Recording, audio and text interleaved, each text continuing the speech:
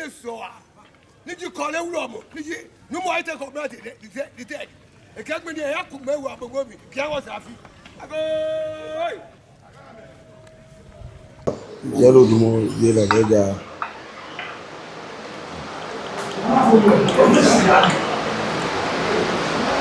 adago we chele adago we ni mege na kemi na shime na shi so ani ma so ama so e bo ma wo cheda ko pa na se afi ata chofi dana bugege ba jo dan ne ni shi ajo me ke bu fa bu kwa shoji ata na wo bi wala wo bi no ya wo bi shele mo wo bi kusu ni wo fi o ne eja na ajo wo agbele gban wo aje la o sate aje gbele o sate nino ya fi wo no ni la fi wo no shole mo fi wo no ka cho ape e gan ne wo no aka yi wo bi da adago e na kole aboyo shedu adukata mo chu na be do shiraga sa fi ko awo de do ye na ta wa se ke to ye awo na je fo ge sha o cho bo le shi lele apoto aso no ni sa ye gan kegbe ma de sa ke mo fe ayin wa fe shi ejo ni mre ko mene na wa kunma ni cheme ya le o yan mi ni ro yan mi se e o jo ami o kan ni unu shan mi wo ba fon pe o gbe si ni se ajo ni bra ko e na me ya ke company e do manje ke tu ejulo e na wala o awala bi awala ni ma wala chema wala no ni afi patupatu gbele o je fe wo saki e si ane ni me ni ke wo twa e bi ene awona o wa be fe yin ko dun o kana mi nana manche jo do mo jo do mo foji jo mo fia mo ni ba to ijo akeke won twa e si ene awo te sha una gan mo ni se ajo ma ko ame ya ke kope na me ba ke kope nya do manye wo ke ije mo ke gbe papa mo yin na twa do manya ba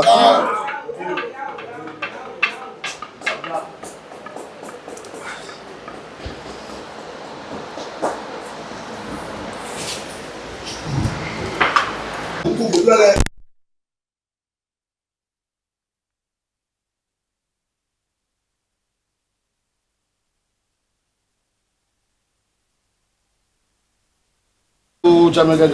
agago ni megana mena shi so ani ma so na ma so wala ma wo che da papa nya ta da do mo da ne no awo e ni ko na fosa mena gbe na ve na ko ri abo ni na wa ka ma fuli bi ti awo chikon mena wa wa ku ma ko penya ai ko penya na do awo ka wa yo na do abo lo ma nya do pa lo ma nya do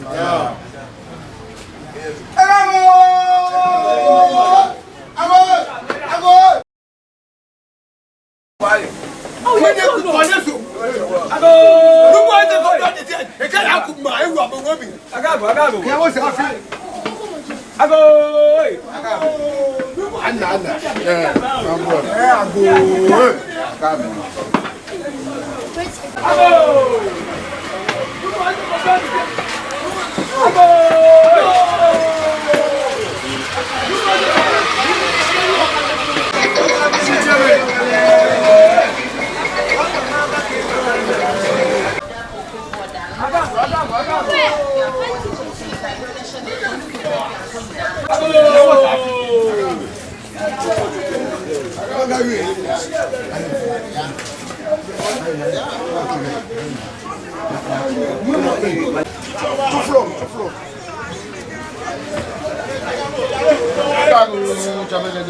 Gago ni mena shi me ya shi so ani ma so na mo na ma so na go la bo yo si do ka ma na mena ma ku bi e wo ga wo shi ko wa ku wa ku na ko ai ko nya ai wa ku shi ado la ku ni na ta ka wa yo bon o ya ko wa bo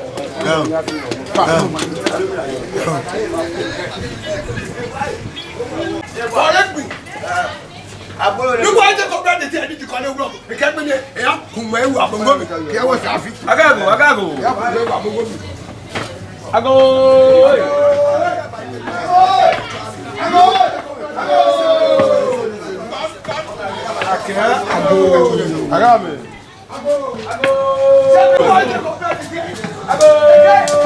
Agame.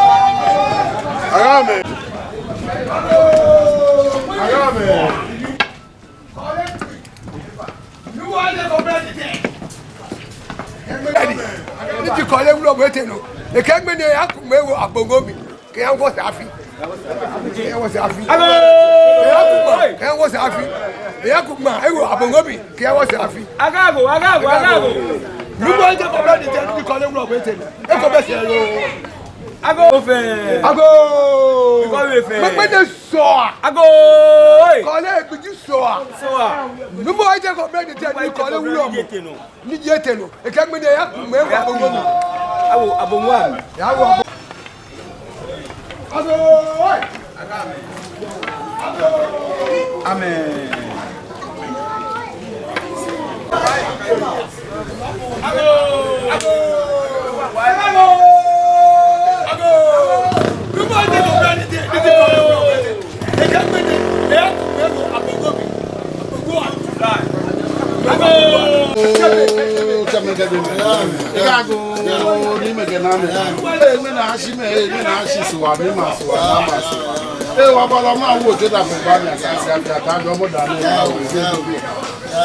Atabaje no kodi mena so ana fe na akole aboyo ogo oga ma kuru bi awushko mena wa ya wa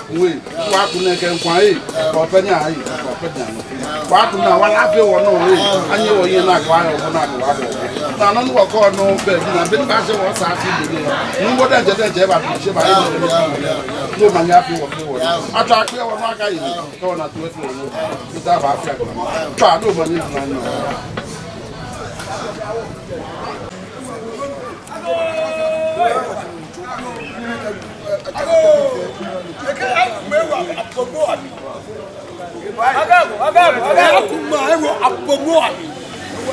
Did you call it? Roman. You might take a blood.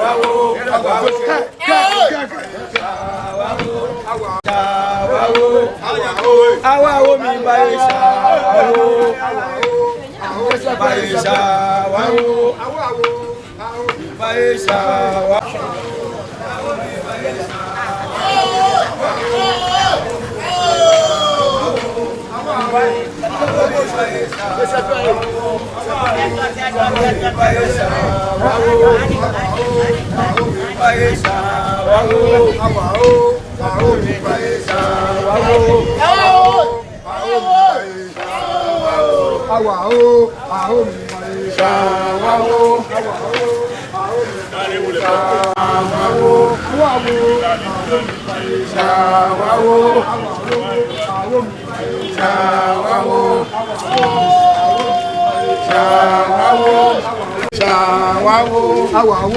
Awo mi baye awo mi baye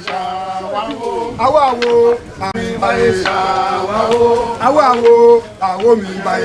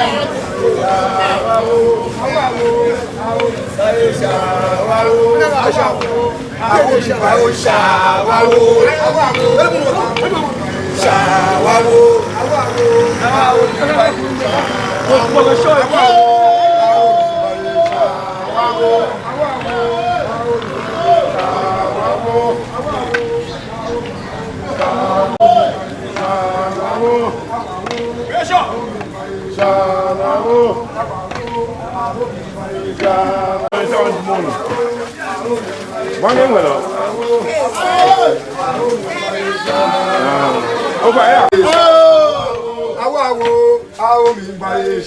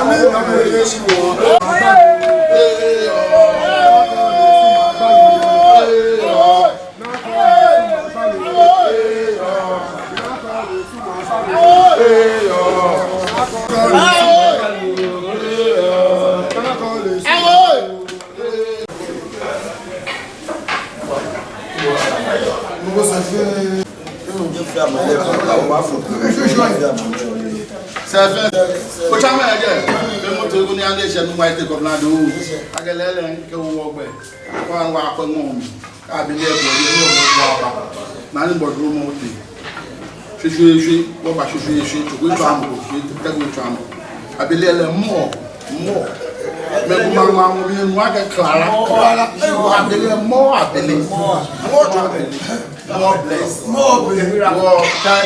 In our mutual money, watch the pet of our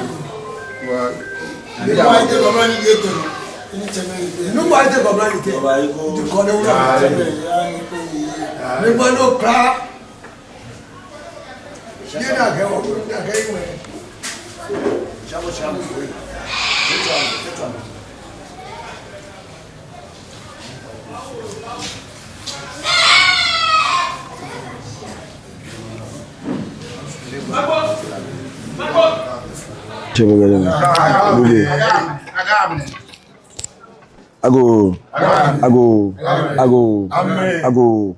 Eh, na kọ́lé aboyo ṣẹ̀dá àdúkàtà ìfọkànṣe òṣìṣẹ́ ẹgbẹ̀rún ìṣìláńgà sáfẹ́ ìgbẹ̀rún. Àwọn òdòdó yẹn náà tàwọn àṣàjẹ́ ìpínlẹ̀. Àwọn Nàìjíríà fún kẹ́ṣà ọ̀chọ́ ọ̀bùn náà. Ṣìlẹ́lẹ̀ mẹ́lẹ̀ ẹ̀ṣẹ̀ máa kú gbé. Wọ́n wò ṣẹ̀ máa gbẹ, a máa jí máa fẹ́ fọ́. Wọ́n ló fi àánú ìfẹ́ òmànyé, wọ́n fi àánú ìfẹ́ ìnọ̀yà, wọ́n fi àánú ìfẹ́ ìṣúlẹ̀ mọ́. Lẹ́lẹ̀ ọba náà máa wọ́yé, ìjọba fi ní ọmọye wà òǹkàtà ni wọ́n sáfì. Lẹ́lẹ̀ ọbí wà láyé, wọ́n bí nọ̀yà, wọ́n bí ìṣúlẹ̀ mọ́, wọ́n bí jọ mọ́. Àwọn mẹ́lẹ̀ ẹni ló gbìnà ni. Lẹ́lẹ̀ ọba fòkò lò. Kolo va fune dumoshia okenumote klede no wala fi wono ni la fi wono chule ma fi wono ka cho ape wono akayimi obi da fi obrama mo fe o ba fi mo cho ane na ifo manye wo chenye blu ni fe ni ba da ne ko nye nu a ni ke jo mo jo lele gbege bibi ji wo eshi ane ke wo na enforcer wo pa fa ke wo ton anwo fe ke wo na ke wo fe loko awo ne gbayin na anwo fe ke wo beno ni omo oji nyefu awo ya faba me ni pa agbe ake lele wo bote amu ebi e wo bote amu mi ebi e amemo na ga mo ni na me mo fia mo ni swan loko gbonyo ye ba shilan wo ebi na ka ni ani na me manchem dio wo mo dio be me foji dio na ka matanje fa ni na me ni shi ajo ni mra ko awo lele wo ba kadi bona fe ke opeji mo wo etu samatan ke ba le gwa na wo ebi e ni shi ajo ni mra ko cho alu manya ba chole wa shkowi Adagu awo na enu ma dan le ló bá jọ awo gbele agbenya awo no ni ya fe mo mo fi wono no ni ya fe jo mo fi wono no ni ya fe osina na fe aje sose no ni ya fe na gba aje sose no ni ya fe patu gbele osi ane na fe aje sose ni wo eyan lo amefa mi yan gbo ni ma wo kuno ya mi yin na lo ya sele mo wo bi mo fi amu de ba wa kusu ne na wala fe mo no agbele gba mo fi amu mo de na mo ni nuko ni bi asin an de nu se ni se ajo awo awon na won pa fa ke loko klede o pa gba ga se wo ke fa ta ya wo na won na sky won bi sky media fu won ami sky bona fe ka mi ba na mi ba ke wale ni se ajo ni mra ko awajo mo fi amu ni na mo ajo mo fi amu na gba no ya fe na gba aje o sate wo ke abrekuma bi fa aje fe o sate ni se ajo ni mra ko na me ni ke amekan ni ganjo awo amame no mi kaje teshi anye na mi nye nu nye shi akonya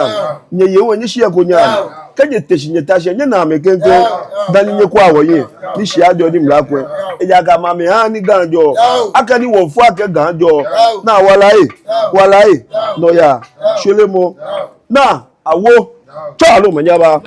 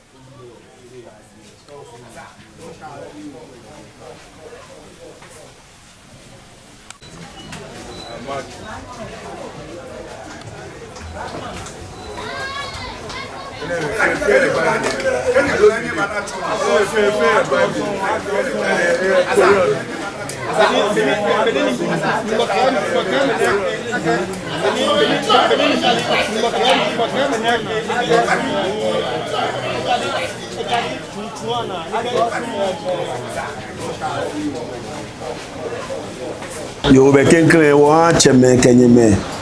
afi o afi areba ni nawo alo tedi gwaka fuote woye